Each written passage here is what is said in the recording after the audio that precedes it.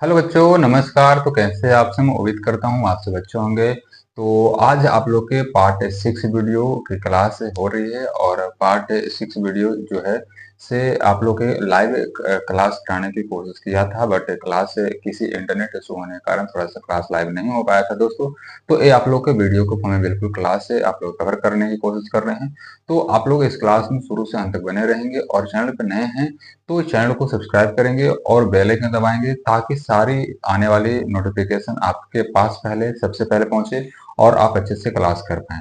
तो आप लोग बिल्कुल ज्यादा टाइम ना लेते हुए क्लास को स्टार्ट करते हैं। तो जिसमें आपका पार्ट 6 वीडियो था, पार्ट 6 में जो क्या था थोड़ा सा समझेंगे, क्या था क्वेश्चन क्या था थोड़ा सा समझेंगे। पार्ट 5 वीडियो आप लोग को लाइव क्लास में करवा दिया गया है, पार्ट 5 वीडियो जाकर देख सकते हैं। और यहाँ से क्या था कि जब अवतल दर्पण में विभिन्न दूरियों पर जब रखी गई वस्तु का प्रतिबिंब किस स्थान पर कैसा बनेगा, कैसा बनेगा, किस तरह बनेगा, उसके बारे में हम डिस्कस करने वाले हैं। तो क्या है दोस्त, थोड़ा सा समझेंगे कि आपको तीन जो स्थान था, तीन स्थान पहले आपका पार्ट 5 वीडियो में रख दिया गया था। और जो पार्ट 6 वीडियो है उसमें क्या है जो था कि जब वस्तु अवतल दर्पण के वक्ता केंद्र पर स्थित हो। दोस्त थोड़ा सा समझेंगे कि आपका इस प्रकार से क्या होता है। आपका इस प्रकार से हम लेते हैं, आपका इस प्रकार से लेते हैं, क्या दर्पण बनाते हैं, क्या अवतल दर्पण का इस प्रकार फिगर होता है? बिल्कुल होता है भाई। तो यहाँ से क्या करना है, ऐसे करेंगे, आपका मुंह खींचना है और यहाँ से आपको पता है कि यहाँ पे क्या होता है, पी होता है। अब ध्रुव, इसको पी को ध्रुव कहा जाता है, ध्रुव किसके कहते हैं उसके बारे में हम पहले का वीडियो में करवाया गया है कवर। तो आप बिल्कुल जाकर पहले का वीडियो देखेंगे तो अब आपका इस चीज को समझ में आएगा। यहाँ से आपका क्या हो जाएगा, आपका एफ हो जाएगा, यहाँ आपका क्या हो जाएगा, सी हो जाएगा। तो आपको पी से कहा जाता है ध्रुव, यहाँ पे एफ से कहा जाता है फोकस और सी से कहा जाता है वक्ता केंद्र। तो ये चीज आप लोग को बात समझ में आ रहा है। आगे बढ़े और यहाँ से कह रहे हैं कि जब वस्तु अवतल दर्पण के वक्ता केंद्र और फोकस वक्ता केंद्र पर स्थित हो। तो भाई जब वक्ता केंद्र पर, यहाँ पे नहीं वक्ता केंद्र, यहाँ पे तो यहाँ पे वस्तु को स्थित कर दिया, यहाँ पे क्या वस्तु को स्थित कर दिया। आप अच्छे से फिगर बनाना, थोड़ा सा अगर टेढ़ा मोड़ा हो तो आप थोड़ा सा इसकी माफी चाहेंगे, लेकिन आप थोड़ा सा अच्छे से बनाना। ठीक है। तो दोस्त यहाँ पे क्या होता है कि यहाँ से इस प्रकार से ऐसे करते हैं, फिगर रख दिए आप वार्ता केंद्र पर।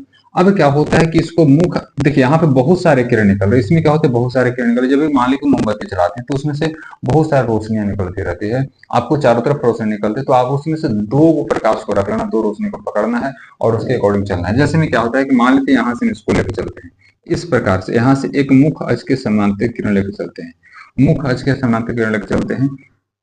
और आपको बोला था मैं दोस्त कि जब भी एक किरण होगा तो मुख अक्ष के समांतर आप गुजारेंगे। एक किरण आपको मुख अक्ष के समांतर गुजारना है। उसी प्रकार से जब आपको पता है कि दोस्तों मुख अक्ष के समांतर किरण जाती है तो दर्पण से परिवर्तन के बाद, नियम में क्या बताया था कि दर्पण से परिवर्तन के बाद कहां से गुजरता है, फोकस होकर गुजरता है। कहां से गुजरता है, फोकस होकर गुजरता है। किसी को कोई दिक्कत, फोकस होकर गुजर गया। और एक किरण और लेना है। जब एक किरण मान लेते हैं, देखिए अब यहाँ से कोई इधर तो किरण बढ़ा नहीं सकते, इधर कोई बढ़ा नहीं सकते हैं, इधर कोई ले नहीं जा सकते, तो एक किरण को आप फोकस से गुजार दीजिए। कहां से गुजारेंगे हम, फोकस से गुजारेंगे। जब फोकस से गुजारेंगे तो इस चीज को समझेंगे। यहाँ से जाएंगे तो क्या होगा कि जब यहाँ से फोकस से गुजारेंगे तो मुंह, जब यहाँ से देखिए जब कोई किरण फोकस से गुजरती है दर्पण से परिवर्तन के बाद कहाँ से गुजरती है। आप इस नियम में देखे होंगे कि जब नियम बताया था तो नियम लिखाया था कि जब मुख अक्ष के, जब क्या होता है कि जब फोकस से कोई किरण आती है तो दर्पण से परिवर्तन के बाद कहाँ से गुजरती है, कहाँ से गुजरती है, तो मुख अक्ष के समांतर होकर चली जाती है। तो आप देख पा रहे होंगे दोस्त कि कट किरण, किरण यहाँ पे कट किया, जब कट किया तो समझ लिए कि प्रतिबिंब यहीं पे आपका तैयार हो रहा है। प्रतिबिंब क्या हो रहा है, यहीं पे तैयार हो रहा है। क्या हो रहा है, यहीं पे तैयार हो रहा है। इस प्रकार से यहाँ पे प्रतिबिंब तैयार हो रहा है। तो आप बिल्कुल यहाँ पे देख पा रहे हैं। आप अगर यहाँ पे प्रतिबिंब के नाम देना चाहते हैं, वस्तु का नाम आपका ए हो गया, यहाँ पे बी हो जाएगा, ए बी वस्तु हो जाएगा। आप यहाँ पे सी डी आप रख सकते हैं, चाहे तो वाई जेड कुछ भी आप प्रतिबिंब का नाम रख सकते हैं। नहीं तो आप ए डैश बी डैश भी कह सकते हैं, ए डैश बी डैश भी कह सकते हैं। तो आपका प्रतिबिंब का नाम हो गया। अब दोस्त इसका क्या प्राकृतिक लिखना था, तो प्रकृति में कैसे लिखना है थोड़ा सा समझेंगे और चीज को कैसे समझना है। तो आप लोग को लिखने के लिए बताया था कि जैसे में क्या होगा, जब यहाँ से लिखेंगे कि जब वस्तु, देखिए कैसे लिखना है थोड़ा सा। आप इस प्रकार से, एक तो ऐसे भी शॉर्ट में अगर पढ़ते लिख के यहाँ पे कि इसका ऐसा बनेगा ऐसा बनेगा, शॉर्ट में होता है, लेकिन इसको थोड़ा सा आप सजा के लिखेंगे दोस्तों, आपके लिए ज्यादा बेनिफिट होगा। जैसे में लिखेंगे कि जब वस्तु, यहाँ से लिखेंगे जब वस्तु क्या होगा, जब वस्तु अवतल दर्पण के वक्ता केंद्र पर स्थित हो। जब वस्तु अवतल दर्पण लिखेंगे जी, जब वस्तु अवतल दर्पण के वक्रता केंद्र पर, वक्ता केंद्र पर स्थित हो। जब अवतल दर्पण जब वस्तु अवतल दर्पण के वक्ता केंद्र पर स्थित हो तो उसका प्रतिबिंब हो, तो उसका प्रतिबिंब उसका प्रतिबिंब उसका प्रतिबिंब उसका प्रतिबिंब स्थित हो तो उसका प्रतिबिंब कैसा बनेगा, आप देखेंगे कैसा बनेगा। पहले आपको बताया गया था कि जब भी आपको क्या होगा, हम यहाँ पे लिखते हैं कि जब उसका प्रतिबिंब कैसा बनेगा, वस्तु से, या कहेंगे वस्तु के बराबर बराबर वस्तु के बराबर, कोमा वस्तु के बराबर, और कैसे बनेगा, उल्टा उल्टा, और कैसा बनेगा, कोमा वास्तविक वास्तविक वास्तविक वास्तविक, तथा तथा दर्पण के आगे बनेगा, बनता है बस। इस प्रकार से आप बताएंगे तो थोड़ा सा कि इस प्रकार से सजा के लेते हैं, क्या क्या हमको नुकसान हो गया। थोड़ा सा आप लोगों के लिए दिख भी रहा होगा, और दूसरी बात है कि यहाँ पे आप लोग यहाँ से थोड़ा सा कॉपी में लिखेंगे तो अच्छा भी लगेगा लिखेंगे। तो आप ना इस क्लास 10 के लिए ना आप पहले हैंड राइटिंग पर जरूर ध्यान देंगे। चाहे 12th 11th 10th और 12th दोनों जो बच्चे होंगे ना, दोनों क्या होंगे, हैंड राइटिंग पे बहुत ज्यादा ध्यान देना होगा। हैंड राइटिंग से आपका बहुत ज्यादा अलग फर्क मिलेगा। जो बच्चा आपको थोड़ा सा पढ़ने वाले होंगे ना, जो पढ़ने वाले होंगे उनका क्या होगा रिजल्ट ना, उनका रिजल्ट जो होगा से कम हो जाएगा। और आप अगर थोड़ा सा कम भी पढ़ने वाले हैं, अगर आपका अच्छा राइटिंग है तो आप उससे भी ज्यादा जा सकते हैं। तो हैंड राइटिंग आपको बहुत ज्यादा जरूरत है, तो इस चीज पे विशेष ध्यान देंगे। और थोड़ा सा कॉपी से जाकर लिखना, जैसे भी कैसे लिख तो क्या इसमें नुकसान हो गया, हमको टाइम भी ज्यादा नहीं लगा। तो आप थोड़ा सा यहाँ समझेंगे कि जब वस्तु अवतल दर्पण के वक्ता केंद्र पर स्थित हो, तो क्या होता है कि जब वस्तु अवतल दर्पण के वक्ता केंद्र पर स्थित होता है, इसका जो प्रतिबिंब बनेगा, इसका प्रतिबिंब बनेगा कि वस्तु के बराबर बनेगा, उल्टा बनेगा, वास्तविक बनेगा, तो दर्पण के आगे बनेगा। अब कैसे होगा सर, अब हम इस सब सारे कैसे बात करेंगे। तो पहले आप लोग बताए थे कि पहले हम क्या बराबर करेंगे। तो पहले देखेंगे बराबर कहाँ से लिखे सर, तो देखेंगे वस्तु का साइज इस प्रकार से है, तो प्रतिबिंब का साइज है इसी प्रकार से। लगभग क्या आपको आप फिगर ऐसे बनाएंगे, तो लगभग आपका वस्तु के बराबर आपका इसका प्रतिबिंब बनेगा। क्या होगा, वस्तु के बराबर प्रतिबिंब बनेगा। अब बात हो जाता है तो थोड़ा सा समझेंगे कि अब बात हो जाएगी सर उल्टा कहाँ से लिखे। तो उल्टा जो होता है, तो आप लोग को उल्टा बता दो, उल्टा कहाँ से होता है। तो उल्टा आप लोग बता दो, उल्टा में कैसे बताते हैं कि जब ये मुख अक्ष है, क्या है, ये आपका मुख अक्ष है, तो मुख अक्ष के जैसे ही नीचे की तरफ प्रतिबिंब बना के, अपन से नीचे बन रहा ना, तो क्या होगा, उल्टा बनेगा। जब नीचे की तरफ प्रतिबिंब बनेगा तो क्या होगा, उल्टा बनेगा। उल्टा समझ में आया कहाँ से लिखना है। चलिए अब किसी बात, वास्तविक वास्तविक जो होता है ना, कि जैसे में आपको कोई दर्पण होता है, कोई शीशा होता है, तो उसके सामने, यानी आनंद जस्ट आपके सामने आपका बना टेस्ट, वो आपको वास्तविक हो जाता है। वास्तविक मतलब वास्तव में आपका सामने हो जाता है। काल्पनिक, वास्तविक काल्पनिक होता है। काल्पनिक जो होता है आपका एक कल्पना किया जाता है, लेकिन वास्तविक जो है सामने से बनता है, उसको हम वास्तविक कहेंगे। ठीक है, तो यानी दर्पण के सामने बन रहा वास्तविक हो गया। तथा एक बोल रहा है तथा दर्पण के आगे, तो दर्पण इधर है, दोस्तों दर्पण के इधर आपका पीछे हो गया, ये आपका आगे हो गया, तो बिल्कुल दर्पण के आगे बन रहा है, तो हम दर्पण के आगे बना देंगे। किसी को लिखकर उम्मीद करता हूँ दोस्तों आप लोग यहाँ तक बिल्कुल समझ में आया होगा। नेक्स्ट पॉइंट क्या लेके चलते हैं, नेक्स्ट देखते हैं क्या है। चलिए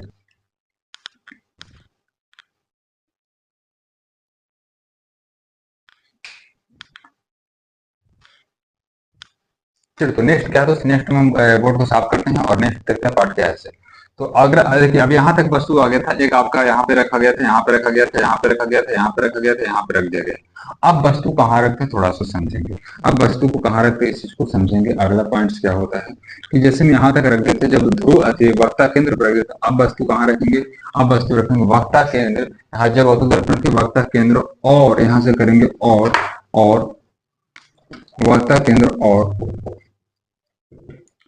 अनंत के बीच, अनंत के बीच। तो अनंत के बीच जब रखेंगे तो कैसे हो, जब अनंत के बीच स्थित वस्तु तो कैसे करेंगे उसका प्रतिबिंब। तो आपको जो दोस्त उसी प्रकार से करना है, आपको जस्ट सेम टू सेम इसका फिगर बनाना है। ऐसे आप थोड़ा सा फिगर बनाने में थोड़ा सा समझेंगे इस चीज को। इस प्रकार से आपका मुख्य इसी प्रकार से बनाना है, इस प्रकार से मुख्य बना दिए।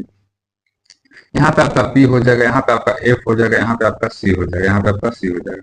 ठीक है, यहाँ पे थोड़ा सा एफ जो होता है बीचों बीच होता है, एफ यहाँ पे। अब बात आ जाता है दोस्त कि मुख्य इस प्रकार से रहेगा। तो आपको जो केंद्र है वक्ता केंद्र है, और आपका इधर अनंत, अनंत तो इधर से भी हो सकता है, पूरा अनंत हो सकता है, लेकिन हमको एक मान लेते हैं अनंत, मान लेते इधर इतना दूर का अनंत है। तो अनंत और वक्ता केंद्र के बीच में यहाँ पे बीचों बीच हो रहा है, यहाँ बीचों बीच हो रहा है। जब यहाँ पे बीचों बीच हो रहा है दोस्तों, यहाँ से मान लेते हैं यहाँ पे हम वस्तु रख दिए, यहाँ पे क्या वस्तु रख दिए, यहाँ पे वस्तु रख दो। जब यहाँ पे वस्तु रखे तो आप बताएंगे कि पहला इसका जो तीर होगा, यानी पहला जो किरण होगा किस रास्ता से गुजारेंगे। पहला किरण इस किस ये आपका पांचवा पॉइंट है। इस कहाँ से पहला पॉइंट गुजारेंगे, तो पहला पॉइंट जो होगा दोस्त, हम कहाँ से गुजारेंगे, इस रास्ता से गुजारेंगे, इस रास्ता से गुजारेंगे ऐसे। पहला इस रास्ता से गुजारेंगे कि जब जब कोई किरण जब यहाँ से गुजारेंगे, मुंह खच के समांतर गुजारेंगे, तो मुंह खच के समांतर जब गुजारते हैं दोस्त, जब मुंह खच के समांतर गुजारते हैं तो बताएंगे आप लोग कि पहला जो होता है मुंह खच के समांतर गुजरता है तो दर्पण से परिवर्तन के बाद कहाँ से गुजरता है, कहाँ से लौटता है। दर्पण से परिवर्तन के बाद कहोगे भाई कि सिर्फ फोकस से गुजरता है, क्योंकि फोकस आप लोग को नियम, 4 नियम लिखाया गया, 4 नियम एक बार अच्छे से ध्यान से देखेंगे।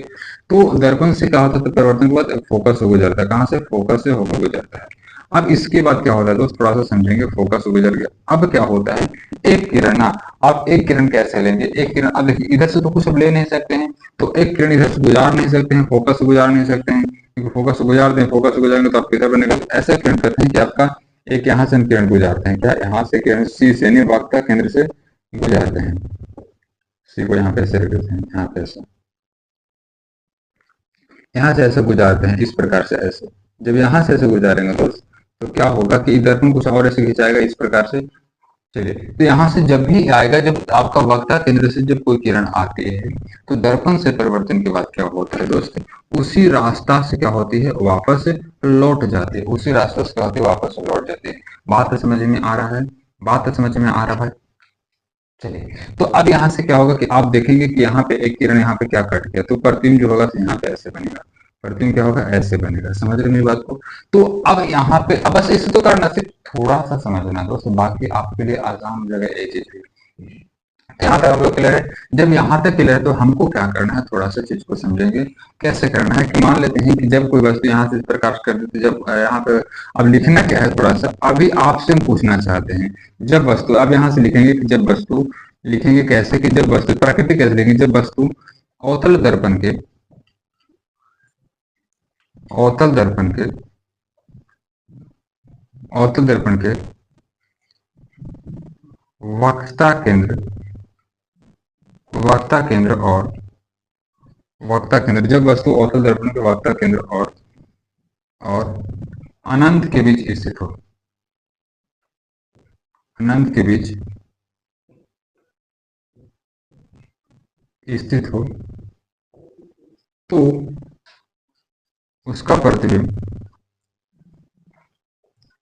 तो उसका प्रतिबिंब, प्रतिबिंब, तो उसका प्रतिबिंब कहाँ, कैसे और किस प्रकार बनेगा, कहाँ, कैसे और किस प्रकार बनेगा। तो भाई आपसे मैं बात करना चाहूंगा कि किस प्रकार से बना सकते हैं। आप इस फिगर को देखकर हमको बता दीजिए कि आखिर उसका प्रतिबिंब कहाँ, किस प्रकार और कैसा बनेगा। तो आप बिल्कुल कहोगे, बिल्कुल कहोगे भाई कि सर इसका प्रतिबिंब तो आप देख रहे हैं कि बिल्कुल ये वस्तु इतना बड़ा है और जो प्रतिबिंब इतना छोटा बन रहा है। तो आप बिल्कुल कह सकते हैं कि उसका प्रतिबिंब जो होगा वस्तु से, वस्तु से क्या होगा, छोटा होगा। वस्तु से क्या होगा दोस्त, छोटा होगा। बात समझ में आ रहा है। वस्तु से क्या होगा आपका, छोटा होगा। कोमा, और क्या होगा सर, तो उल्टा होता होगा, उल्टा होगा क्या, तो बिल्कुल दोस्त ये मुंह खच यहाँ पे है, मुंह खच के ऊपर न बल्कि नीचे की ओर बन रहा है, तो हम कहेंगे कि इसका प्रतिबिंब होगा सर बन रहा है, उल्टा बन रहा है।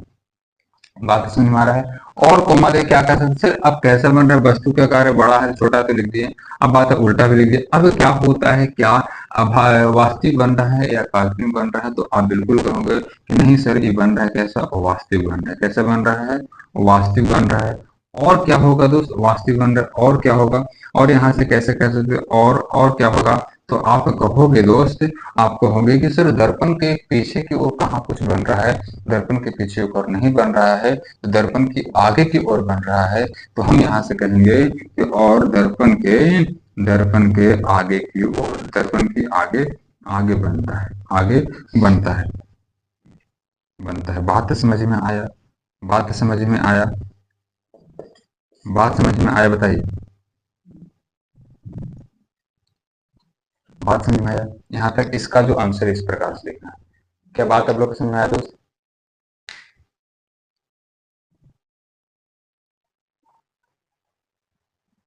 क्या बात समझ में आया दोस्त? उम्मीद करता हूँ ये भी आपका पॉइंट्स बिल्कुल समझ में आया होगा। तो नेक्स्ट पॉइंट की तरफ चलते हैं, और नेक्स्ट पॉइंट क्या है सो उसकी तरफ चलते हैं। दोस्त आपको अगर समझना है क्लास में, अगर अच्छे से अगर इस चीज को समझना है, आपको माइंड में रखना है, तो क्लास में आपको शुरू से अंत तक जुड़ा रहना पड़ेगा, और उससे आपको बहुत ज्यादा बेनिफिट होगा। दोस्त एक बात बताऊं कि आप जितना पढ़ोगे, क्या होगा, जितना आप पढ़ोगे उतना ही आपका फायदा होगा। आप बिल्कुल 10 टीचर बदल लीजिए, 15 टीचर बदल लीजिए, ये नहीं बल्कि वो अच्छे, वो नहीं बल्कि वो अच्छे, लेकिन आपको तभी फायदा होगा, आपको तभी रिजल्ट होगा जब आप मेहनत करेंगे। क्योंकि जब हम मेहनत कर रहे हैं और अगर आप मेहनत न करें तो आपका परिणाम बिल्कुल खराब रहेगा, और अगर आप मेहनत जिस दिन से करना कर शुरू कर दे तो आपका परिणाम बिल्कुल बेहतर होगा, चाहे आप कोई से टीचर से पढ़ लीजिए। तो दोस्त बिल्कुल ये आपका बात समझ में आया होगा। तो अगला पॉइंट की तरफ चलते हैं, और अगला पॉइंट क्या है सुनिए। चलिए अगला पॉइंट जो होगा दोस्त, इस पॉइंट्स को हटाते हैं, और अब एक जो पॉइंट होता है, देखिए आपका पॉइंट्स क्या था कि कहाँ कहाँ भिन्न भिन्न दूरी पर रखा गया वस्तु। पहला ध्रुव पर रखा गया, फिर फोकस ध्रुव के बीच रखा गया, दूसरा पॉइंट फिर फोकस पर रखा गया, फिर इसके बीच रखा गया, फिर यहाँ पे वस्तु रखा गया, फिर यहाँ पे रखा गया, और अब जो वस्तु है ना सो अनंत पर रख रहे हैं। अब जो वस्तु है क्या है, अनंत पर रख रहे हैं। चलिए तो इस क्वेश्चन को मिटाते हैं और आगे चलते हैं, देखिए क्या होता है। चलिए अगला जो पॉइंट होता है, आप वस्तु कहाँ कर रखते हैं उस पॉइंट को समझेंगे कि जब वस्तु अवतल दर्पण के वक्ता केंद्र नहीं बल्कि क्या होता है कि जब वस्तु अवतल दर्पण क्या होता है, अवतल दर्पण के अनंत पर स्थित हो, क्या होता है, अनंत पर स्थित हो, अनंत पर स्थित हो, तो उसका प्रतिबिंब कहाँ और किस प्रकार से बनेगा। तो उसका प्रतिबिंब कहाँ और किस प्रकार से बनेगा, तो इस पॉइंट को समझेंगे थोड़ा सा। इस पॉइंट को समझेंगे क्या होगा कि आपको उसी प्रकार से बनाना है दोस्त। क्या आपको उसी प्रकार से फिगर बनाना है, इस प्रकार से हम फिगर बनाते। चलिए अवतल दर्पण इस प्रकार से फिगर बना दिए, अवतल दर्पण फिगर बना दिए। अब यहाँ से क्या होता है थोड़ा सा समझेंगे। इस प्रकार से मुखा चक्र बना दिए, यहाँ पे क्या होता है दोस्त, पी हो जाएगा, यहाँ पे आपका एफ हो जाता है, यहाँ पे आपका क्या हो जाता है, सी हो जाता है।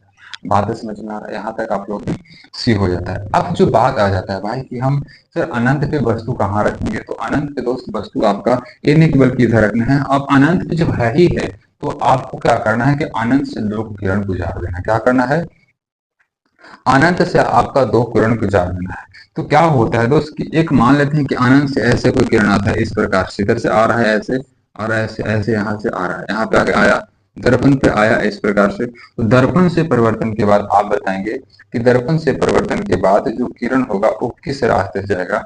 तो आप यहाँ से बिल्कुल समझेंगे कि इस जितना इस प्रकार से जितना डिग्री का कोण बना के आ रहा है, जैसे पहला एक मान लेते किरण इस प्रकार से, देखिए यहाँ से इस प्रकार से कोई किरण आ रहा है, इस प्रकार से ऐसे, थोड़ा सा फिगर खराब बन एक मिनट थोड़ा सा दोस्त देखिए। मान लेते हैं कि किरण इस प्रकार से ऐसे अनंत से जब आ ही रहा है तो इस प्रकार से आएगा, अनंत से कहीं से भी आ सकता है, तो अनंत से आ रहा है तो इस प्रकार से आया।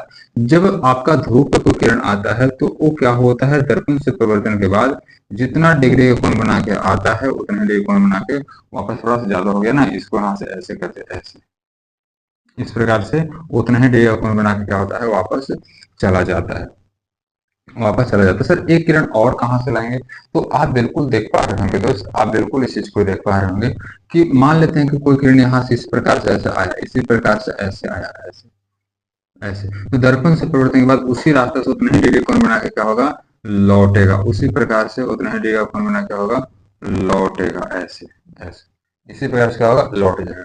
तो ये आपके दो पॉइंट्स को सीखने थे, बाकी आपको ज्यादा कुछ नहीं करना है। अब आप यहाँ से बिल्कुल देख पा रहे होंगे दोस्त, आप यहाँ से क्योंकि देखिए अब बात सर आप आनंद पे क्यों नहीं वस्तु रखते दोस्त, आप आनंद पे, आनंद आप बिल्कुल असीमित है क्या, अब असीमित है ना, अनंत क्या है, असीमित है यानी सीमित नहीं है। जब सीमित नहीं है दोस्त तो आप कहीं से उस किरण को ला सकते हैं, आप गुजार सकते हैं, ठीक है। तो ऐसे आया तो आप बिल्कुल देख रहे हैं कि सर यहाँ पे क्या हो रहा है, कट हो रहा है, तो ये बिल्कुल लगभग फोकस के हूबहू हो रहा है। क्या हो रहा है, फोकस के हूबहू आपका प्रतिबिंब बन रहा है। तो आप बिल्कुल इस चीज को आप लिखेंगे, ये कैसे लिखेंगे कि जब वस्तु, यहाँ से लिखेंगे कि जब वस्तु अवतल दर्पण के, एक चीज को समझेंगे दोस्त, जब वस्तु अवतल दर्पण के, अवतल दर्पण के, जब वस्तु अवतल दर्पण के अनंत पर स्थित हो, ये पॉइंट्स अनंत पर स्थित हो, अनंत पर स्थित हो, तो उसका प्रतिबिंब, उसका प्रतिबिंब, प्रतिबिंब उसका प्रतिबिंब कहाँ बनेगा, आप बताएंगे बिल्कुल। आप बिल्कुल अपने मन से बताएंगे कि उसका प्रतिबिंब कहाँ और कैसा और किस प्रकार से बनेगा।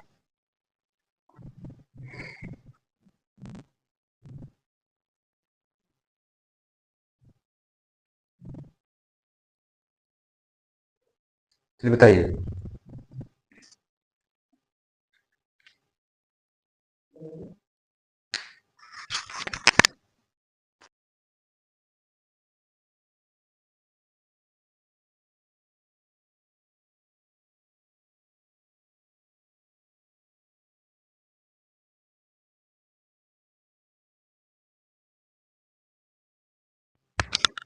चलिए, तो आप बिल्कुल यहाँ से समझें कि किसका प्रतिबिंब कैसे बनेगा। अब आपसे बात ये करना चाहते हैं दोस्त। पहली बात तो आप लोगों को समझा दूँ कि क्या होता है कि पहले तो आपका प्रतिबिंब जो इस प्रकार से बन रहा है, जब प्रतिबिंब इस प्रकार से बन रहा है तो आप बिल्कुल देखेंगे सिर्फ प्रतिबिंब छोटा बन रहा है, बड़ा बन रहा है, वस्तु से हमको पता नहीं चल रहा है। तो वस्तु जब अनंत की होगा दोस्त, आपसे बात करो कि जब वस्तु अनंत होगा तो क्या अनंत पे जब वस्तु होगा तो क्या छोटा वस्तु रहेगा? ना जी दोस्तों, ना, बिल्कुल ना। आपके छोटा वस्तु नहीं बल्कि सबसे बड़ा वस्तु रहेगा।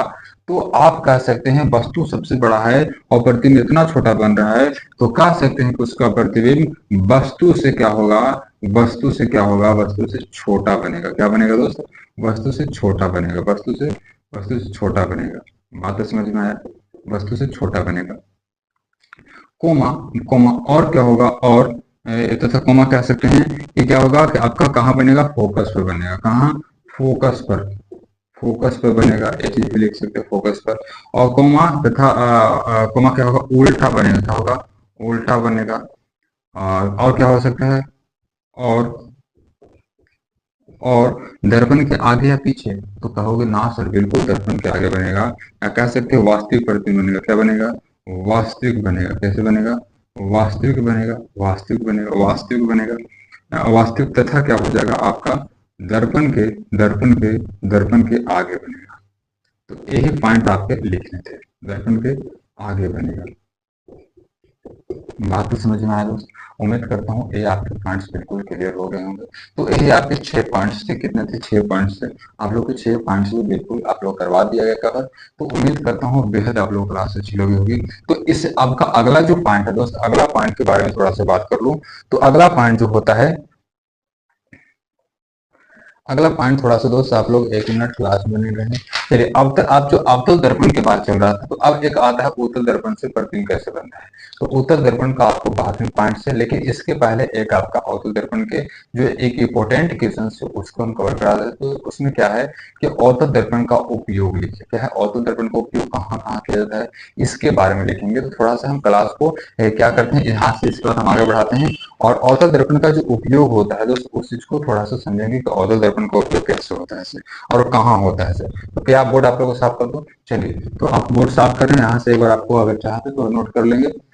चलिए, अगला क्या होता है कि अवतल दर्पण आपका पॉइंट जल्दी एक दो वीडियो में आप लोग क्लास से खत्म हो जाएगा और नीचे पूरा चैप्टर खत्म हो जाएगा। और इसके बाद आपका मैथ का क्लास चलेगा, नहीं तो आपको केमिस्ट्री या बायो लेकर चलेंगे। ठीक है? चलिए, केमिस्ट्री हो सकता है केमिस्ट्री लेकर चलेंगे। तो अब यहाँ से क्या होता है दोस्त, आपका अगला जो एक पॉइंट है, क्या अगला पॉइंट है कि अवतल दर्पण, अवतल दर्पण, अवतल दर्पण का उपयोग क्या होता है? उपयोग, अवतल दर्पण का उपयोग। अब अवतल दर्पण का उपयोग लिखे तो यहाँ पे एक पॉइंट बनता है कि अवतल दर्पण का उपयोग लिखे। आपका 2 नंबर में ऐसा क्वेश्चन पूछा जाता है, अन्यथा आपका पूछा जा सकता है उत्तल दर्पण का उपयोग, और नहीं तो अगर ऐसा नहीं पूछेगा तो आपका अवतल दर्पण और उत्तल दर्पण में अंतर स्पष्ट करने की बातें कर सकता है। तो आप बिल्कुल इससे जो उपयोग है, इससे आप अवतल और उत्तल दर्पण में अंतर बिल्कुल अच्छे तरीके से बता सकते हैं। तो हम यहाँ से बात करते हैं कि अवतल दर्पण का उपयोग कहाँ किया जाता है। तो हम यहाँ से इसका आंसर लिखेंगे। तो ऐसे क्वेश्चन आता है और लिखा रहेगा अवतल दर्पण का उपयोग जो होगा, तो आप कह सकते हैं कि और यहाँ पे आंसर देंगे। आंसर कैसे होगा? आंसर कैसे होगा? तो उसके लिख सकते हैं कि अवतल दर्पण, अवतल दर्पण का उपयोग, उपयोग निम्नलिखित है। इस प्रकार से आपको लिखना है। क्या है? निम्नलिखित है। बात समझ में आ रहा है? निम्नलिखित है। यहाँ तक बात आपको क्लियर है? जब यहाँ तक बात क्लियर है दोस्तों, तो आगे कैसे करना है? अब यहाँ से पॉइंट बाय पॉइंट आपका करके लिखना है। पॉइंट बाय पॉइंट आपको करके लिखना है। तो यहां से आप पहला पॉइंट क्या लिख सकते हैं कि इसका उपयोग, क्या कह सकते हैं दोस्त, कि इसका उपयोग ऐसे लिख सकते हैं कि इसका उपयोग, या कह सकते हैं औसत का उपयोग, या इसका उपयोग गाड़ी गाड़ी चाहे वाहनों, ऐसे लिख सकते हैं मोटरसाइकिल या मोटर वाहनों, चाहे इसका उपयोग गाड़ी के हेडलाइटों हेडलाइटों में गाड़ी के हेडलाइटों में किया जाता है, किया जाता है। बात समझ में आया दोस्त, गाड़ी के हेडलाइटों में किया जाता है। दूसरा उपयोग क्या होगा दोस्त, दूसरा उपयोग आप लोग बताएंगे दूसरा उपयोग क्या होगा। तो आप कह सकते हैं कि इसका उपयोग गाड़ी के हेडलाइटों में किया जाता है, और दूसरा उपयोग कह सकते हैं, इसका दूसरा उपयोग जो कह सकते हैं दोस्त, कि इसका उपयोग ऐसे कह सकते हैं कि इसका उपयोग उपयोग सैलूनों में सैलूनों में क्या होगा, दाढ़ी, हाँ सैलूनों में दाढ़ी दाढ़ी बनाने के लिए, बनाने में भी, या बनाने के लिए किया जाता है, बनाने के लिए किया जाता है। बात तो समझ में आ रहा है भाई, किया जाता है। दो पॉइंट्स हो गए। इसका उपयोग सैलूनों में दाढ़ी बनाने के रूप में, चाहे हजामतें बनाने के रूप में किया जाता है। यहाँ तक क्लियर आप लोग। एक पॉइंट आपका तीसरा है। तीसरा जो होगा दोस्त, तीसरा में आपको क्या लिख सकते हैं, तीसरा में आप कह सकते हैं दोस्त कि इसका उपयोग जो होता है ना, इसका उपयोग क्या होता है, ऐसे कह सकते हैं हाँ, कि इसका उपयोग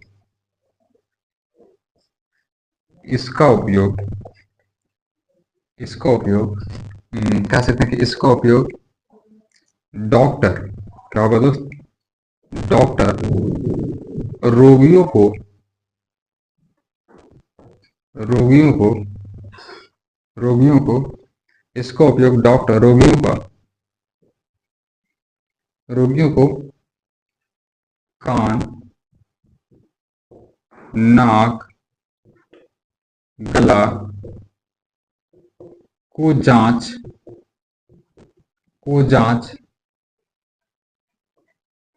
करने में करते हैं।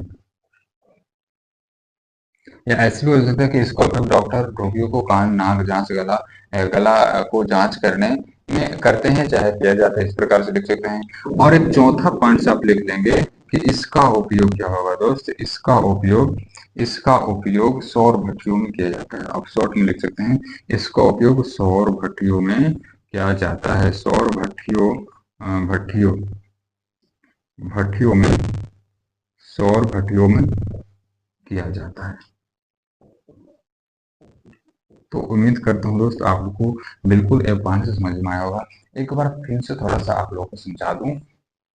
तो जैसे में क्या होगा, कह रहा है कि औसत दर्पण का उपयोग क्या होता है। तो कह सकते हैं औसत दर्पण का उपयोग निम्नलिखित है। पहला होगा क्या, आप चार पांच और भी लिख सकते हैं, बाकी हम चार को आप लोग को बता दिए, चारों काफी आप लोग के लिए। दो तीन आप उपयोग लेंगे तो आपके लिए काफी हो जाएगा। 2 नंबर का क्वेश्चन पूछा जाता है। तो क्या होगा कि पहला जो होगा कि इसका उपयोग गाड़ी के हेडलाइट में, जिसमें गाड़ी जो हेडलाइट होता है ना, उसको जो लाइट जलता है आगे वाले, उस लाइट में भी इसका उपयोग किया जाता है, शीशा के रूप में, दर्पण के रूप में। ठीक है। तो यहाँ से क्या होता है कि इसका उपयोग किया जाता है गाड़ी के हेडलाइटों में। दूसरा क्या है कि इसका उपयोग सैलूनों में दाढ़ी बनाने, चाहे हजामत बनाने के लिए भी इसका उपयोग किया जाता है। और इसका उपयोग क्या हो जाता है कि इसका उपयोग डॉक्टर ने रोगियों को कान वगैरह, नाक वगैरह, गला वगैरह देखने में भी करते हैं इसका उपयोग। चौथा क्या होगा कि इसका उपयोग सौर भट्टियों में भी किया जाता है। तो उम्मीद करता हूँ दोस्त यहाँ तक आप लोग को क्लास बिल्कुल बेहद अच्छी लगी होगी। तो एक बार एक क्लास को अगर अच्छा लगा तो एक बार क्लास को, वीडियो को शेयर करेंगे अपने दोस्तों में, और चैनल पे अगर नए हो तो चैनल को सब्सक्राइब करेंगे, और बेल आइकन दबाएंगे, ताकि आने वाली सारी क्लास की नोटिफिकेशन सबसे पहले आपके पास पहुंचे, और आप बिल्कुल अच्छे से क्लास कर पाएंगे, और बिल्कुल रेगुलर आप लोग क्लास होते रहेगी, 1 by 1 करके। एक दो दिन थोड़ा सा बीजी डिस्टर्ब चल रहा है, तो थोड़ा सा आप लोग के क्लास एक दो दिन गैप होती है, लेकिन क्लास आप लोग के वीडियो के माध्यम से क्लास मिल जाएगी दोस्तों। तो फिर मिलते हैं नेक्स्ट क्लास के साथ। तब तक के लिए आप सभी को ऑल द बेस्ट। अपना अपना ख्याल रखें और अपनी पढ़ाई को रखें। जय हिंद दोस्तों।